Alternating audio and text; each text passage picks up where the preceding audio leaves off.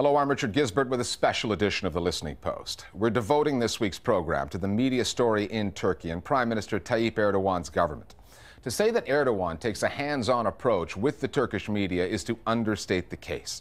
He's been known to call news editors personally and demand changes to what he's seeing on the air. Those editors tend to grant his wishes, and then they complain about government intimidation. There's a new internet law in Turkey which gives the government the power to take down any online content it does not like without first having to go through the courts. The timing of that law, it passed just as some damaging corruption allegations surfaced on the net, has reinforced the suspicion held by many Turks that their government will use the law as a censorship tool. One of Erdogan's recurring themes is that Turkish journalists need to get on board with the government's program and spread the good news about its achievements. There are still plenty of news outlets loyal to Erdogan and his party, the AKP, particularly on the television side. And with local elections coming up in just a few weeks and a presidential round expected this August, the Prime Minister will be counting on those channels for some favorable coverage. In the second half of our program, an extended interview with one of the Prime Minister's former communications advisors at the AKP.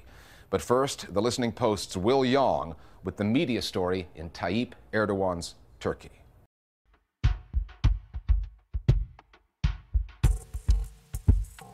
We've never had a prime minister who was as interested in media affairs as Mr. Erdogan. The prime minister has resorted to every imaginable pressure. You know, when we study the history of the Turkish press, Sultan Abdülhamid II was known for imposing an extremely strict censorship system. But I don't think even during his time, Sultan Abdülhamid became involved in media censorship to the extent that Mr. Erdogan has been.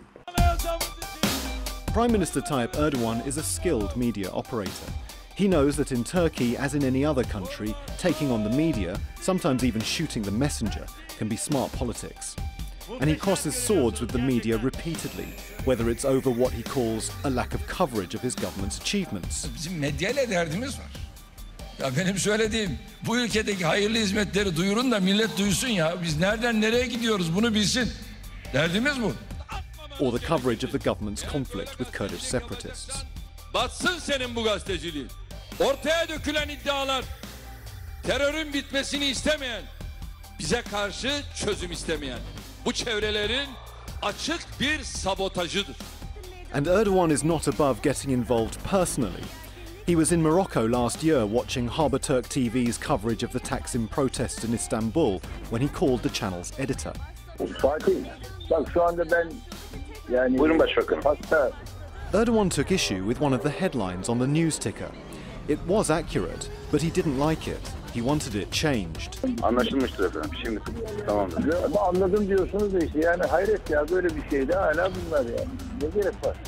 Haberturk zaten Haberturk already follows a pro-government, pro-AKP line. Fatih Sarraj, who is very close to the Prime Minister, has been appointed to head this media group. The news editor of Haberturk also has a similar background. It's therefore impossible for BBC-style critical journalism to come out of such a media organization. However, as they are journalists, they do at least cover the opposition leaders' activities with a news ticker. There must be at least this much for a minimum level of journalism. But the government cannot stand even this much journalism.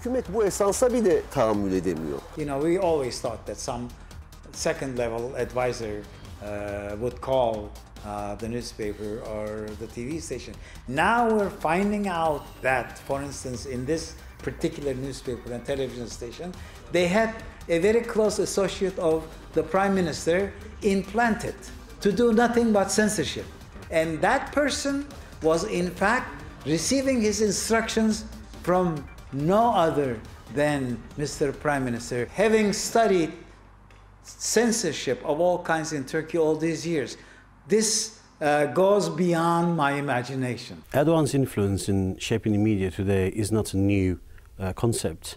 In Turkey, every government that came and gone has tried to influence media outlets. Now, as far as Erdogan's concerned, he has suffered in the hands of the media outlets before he became Prime Minister. So when he came to power in 2002 elections, it's only natural for him to actually desire having media outlets that would output his ideas and his policies and speak his mind sometimes. So if you're going to evaluate it from this angle, it's by anybody's standards a normal thing to happen in Turkey. It's been happening since the foundation of the Republic. That argument, that this has always been the Turkish way, would be fine if Turkey was content to stand still. But it's not.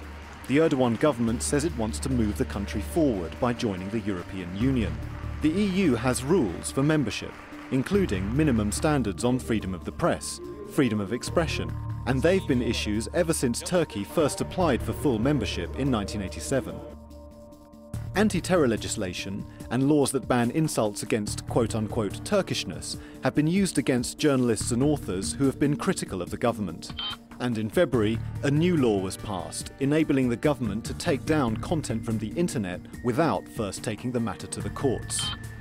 The law was being processed just as damaging material was leaking online relating to a corruption scandal that has seen several cabinet ministers resign and some of their family members arrested. This comes after the Graph Probe became public and all the information is now flowing on the internet.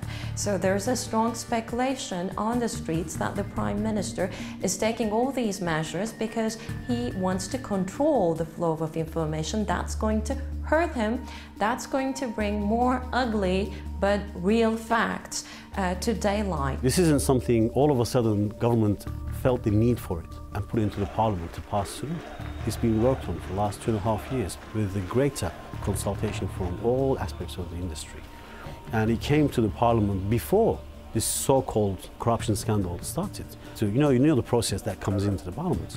And now it's been debated and passed through so that people's privacy and a person's right to preservation of their privacy is protected. Although the government claims this new bill is not about controlling content, not about limiting freedoms, that is a lie. With this new bill, the power to pull content offline has been taken away from the courts and given to the bureaucrats. Are they shutting down morally inappropriate content or content that is not favoured by the government? To be honest, I don't think the government is being sincere. I see this as an attempt to conquer the last fortress of the free and independent media. The New York-based Committee to Protect Journalists counts more reporters in prison in Turkey than in any other country, ahead of China and Iran. Many were jailed over their reporting of the Kurdish separatist story, which is a delicate issue in Turkey, as evidenced by a meeting Prime Minister Erdogan called with news editors in October 2011, when fighting flared once again. Journalists who attended the 3-hour meeting have told the Listening Post that many of the reporters there didn't need much convincing, that some volunteered to go further than the government asked. Those editors know the Erdogan government has considerable leverage with their media owners, most of whom head huge conglomerates, and whose other business with the government makes far more money than their media outlets ever will. You need to follow the money. It's always the money. You have to, follow how the media ownership gets favors. Sabah Media Group used to be known as a balanced media outlet, and there have been a lot of news about the way Sabah newspaper and Sabah Group have been bought by a number of businessmen who are close to Prime Minister. The government have allowed them free access and privilege. The Doğuş Group is a major player in banking and tourism. The Çukurova Group is one of the biggest telecom operators, and they also own a petrol company and a bank. If you look at Cine, they're in the mining business. When you put all of that together, they account for 60 to 70% of all TV ratings and newspaper circulation. Media investment in Turkey is the main issue. In Turkey, people blame the journalists for weak reporting, but it's the people who are focusing on money and their positions, the CEOs who don't want to lose power. They are the ones diluting the editorial content. The rest are their servants. The Turkish media are largely shaped by media moguls and their economic interests, and they self-censor according to those interests. Therefore, to be honest, I don't look to the media for objective information. This is a fundamental issue in Turkey. The main problem is that there is no media, no press, whose sole aim is to inform the audience. With Turkey's conglomerates providing a link between politics and the press, Erdogan's relations with big business will be crucial in what is an important election year. The AKP faces local government polls later this month, and if Erdogan decides to run for president in the August election, his political future could, to a large extent, be in the hands of his many allies or his growing number of enemies in Turkey's media. Our Global Village voices now on Prime Minister Erdogan's relationship with the Turkish news media. As far as I know, Turkish press never was free, always controlled by the elite, few corporation. Since the Republic establishments, 1920s to up to this date. And it was always one-sided story. Secular, left-leaning, state defender, and the big corporation mouthpiece. In the recent years, ever since the Erdogan became a power, he encouraged a different view on the media, which they can reflect the choice of the Turkish people. Media companies always had political economic ties with the governments. These unholy alliances, so to speak, became the norm in the 1990s when business tycoons started acquiring television channels or newspapers to use them as bargaining tools with the government for state bids or privatization deals, which of course made them very vulnerable to government manipulation. Usually, when a politician takes issue with news coverage, they don't get on the phone themselves, as Tayyip Erdogan is wont to do, and chew out a few editors. They have people who take care of that. Media spokespeople, advisors, strategists. That was Akif Beki's job under Erdogan over a 4-year period. Beki was a television journalist before trading the studio for the official corridors of power in Ankara and then returning to journalism. He now writes a political column in a newspaper called Hürriyet. Beki rejects the notion that Turkey's prime minister is no supporter of freedom of the press and is edging in the direction of the sultans of the old Ottoman Empire. He says that Tayyip Erdogan is a Democrat. I spoke with Akif Beki in Istanbul about Erdogan, the new internet law, the structural problems in the media there, and what he calls the Turkish way. Akif Beki, thanks for joining us here on the Listening Post today. Thank you for having me. You go a long way back with Tayyip Erdogan. As a leader, compared to other government leaders, he strikes me as being more direct in his involvement with the media. What is it in his background, do you think, that makes him this way? I don't think that it has anything to do with his background at all, actually. Maybe my answer is going to disappoint you, but as I said, it is not unique to him. It is, to a certain extent, just the Turkish way. I mean, it has to do with media power, media-politician relations in Turkey. On the new internet law, which you support, you recently wrote, internet liberalism has reached a new level. All countries have got to deal with this issue. All leaders occasionally have things written about them or nasty things said about them on Twitter, on Facebook, or what have you. What is it about Turkey that it feels it needs to go further than other countries in shutting that down by taking the courts out of the equation and leaving it up to the bureaucrats to take down that content? Let me put it this way. Individuals have the right to get their personal privacy and their personality, personal integrity protected by legal system, by the rule of law. We had problems in this regard. So there was a need for such a regulation, for a new regulation on the internet. It takes 6 to 8 days to get a decision out from the court. So it is too late. I mean, once abusive content is circulated in the internet, once everyone viewed it, then it is too late to protect personal privacy. It is too late. That's not the view of the EU. The Speaker of the EU Parliament says that this is a time where Turkey needs more transparency, more freedom of expression, yet the country's going in the other direction. You know, the key word is transparency here. And I don't get the point. We are talking of an abusive content and protection of the need to protect personal privacy. Okay, well, here's the point. Can we talk about the Mahir Zeynalov case? People on the outside were looking into Turkey, seeing a new internet law, seeing a journalist deported. Someone we interviewed said even the shepherd in the mountain knows that it wasn't a visa issue that led the government to deport Zeynalov. It was about his tweets. So why even pretend? Because Turks aren't stupid. Turks know what's happening. So why even make this about a visa if your problem is what he's tweeting or what he's covering? So you are sure that he is not deported for visa? No, I'm saying that that's the reason being given. When's the last time you heard of a journalist being deported from Turkey when his visa expired? You know, when the government says it's for that technical reason as opposed to what is obvious to everybody, then Ankara begins to sound like Beijing or Moscow. Is that really who you want to be keeping company with while you're applying to the EU for membership? In this case, is his visa expired or not?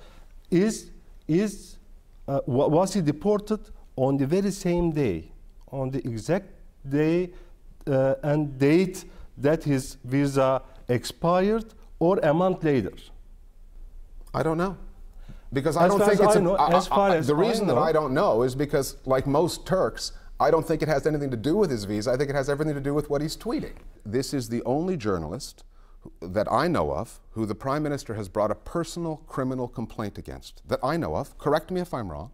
And then I am not aware of it. I'm hearing it first time. Well, he brought a personal criminal complaint against him, and then that is the journalist who is deported because his visa has expired. And this is a coincidence. If Prime Minister feels that his personal integrity or personality has been attacked, then he has the right to take it to the court, take the issue to the court.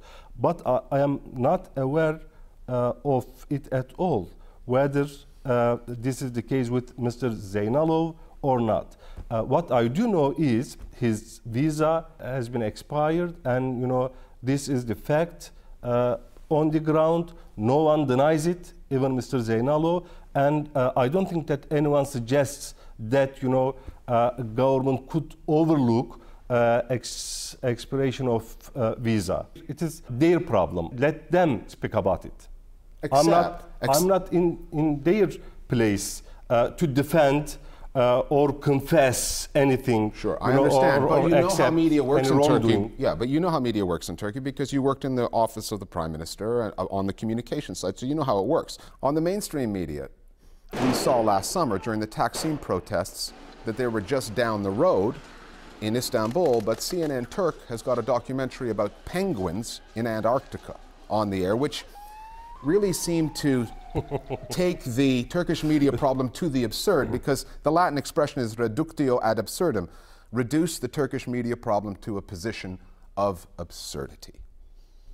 If you're sitting at home, question is the question is this: full of stereotypes, cliches, stereotypes, unbelievable. I didn't put the penguins on the air. Okay, what is wrong with putting penguins on the air? When you have tear gas on the streets of Istanbul and demonstrators on the streets of Istanbul? You don't. When there is tear gas on the street of London, then do you air tear gas 24 hours around the clock? When the London riots occurred a couple of summers ago, wall-to-wall coverage from the beginning that just got bigger. There were no penguins, there were no nature documentaries, but what I say doesn't matter. What I say doesn't matter. What matters is the Turks, thousands of them, descending in front of news channels like NTV, demonstrating in front of NTV and Haberturk TV, saying, you've got to cover this country. You know, and what happened was that the head of news at NTV, Cem Aydin, came out on day 3, and he said, you're right, we haven't done the job, we have to do better. Now, he's no longer in his position.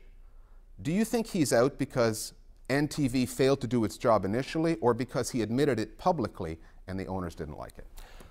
Why don't you put this question, put this pretty good question to him in person. Okay, let me ask you this. Do you agree with those people in Turkey who say that the problem with Turkish media is structural? That these mega conglomerates that have big contracts with governments, that there is a conflict of interest, and that they will never be as critical of the people they're doing business with and who are writing them the checks as normal news organizations would be in any democracy? It is not unique to this media group, it is not unique to this government, it is not unique to this country, it is the same everywhere. No, it's not the same everywhere. It is. It occurs everywhere, but doesn't happen to the same degree everywhere. Okay, let's say we can discuss only the degree of difference between here and anywhere else. Correct? Yes. Okay. Now, so let's put it correctly. Owners might have their own causes to support any government, or to try to get along with governments in good terms, or to take positions against just cover the news. Governments. Just cover the news. Not take a position against, just cover the news. Or play it straight. Or just cover the news, as you put it. Play it straight. Yeah. Down the middle. It is not that straight. It is not that clear cut anywhere in the world. No, but anywhere we do our best. It is not that clear cut. I mean, come on. You are talking about transparency, and your thoughts and words also should be transparent. That you wrote in a column that when it comes to ideology and broadcasting, media, that I prefer an honest taking of sides to a double crossing by pretending to be neutral. Definitely, yes. Is that really the way forward for the media in Turkey or in any country? I would prefer it this way. Don't cheat your reader or audience. Don't pretend to be something you're not. Don't pretend to be someone else. So the same thing that other countries allow in print, you think should be allowed on television? Yeah, I have written this before many times. Let the audience know about your orientation. Here's my final question. You said that when in opposition, the AKP had to deal with media that was pro-government, and the government back then was calling editors the same way that Erdogan is calling editors now, or his people are calling editors now.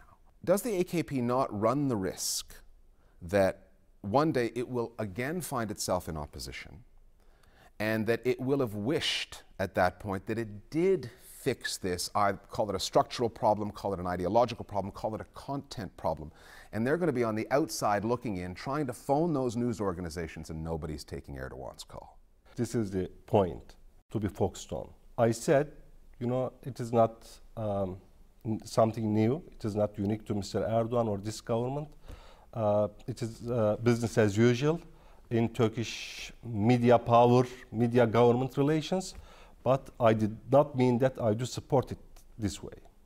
I don't think that this is the right way to handle media relations for any government. This is wrong and got to be changed. How do you do it? It needs a change in mindsets. It is not just about laws, regulations. It is not about legal procedures. It is about mindsets. But it is not only the government to be blamed for it. It's not the owners either. Journalists, editorial staff. Yeah, but they take their orders from their owners. Is also to be kept responsible for the outcome in the end of the day. We have to have a self-criticism as well. We have to develop a kind of self-criticism, because we are also responsible for the outcome, for the final outcome. It is not good. It's not good for any party. It's not serving to benefits of any party, not to the benefits of, to the interests of owners, not to the interests of journalists, not to the interests of even governments. Akif Beki, thanks for speaking to us at the Listening Post today. Thank you for having me. You've been watching a special edition of the Listening Post on the media in Turkey. Next week, another special. We'll bring you 3 stories on how new technologies are changing what you see in the news. We'll see you then here at the Listening Post.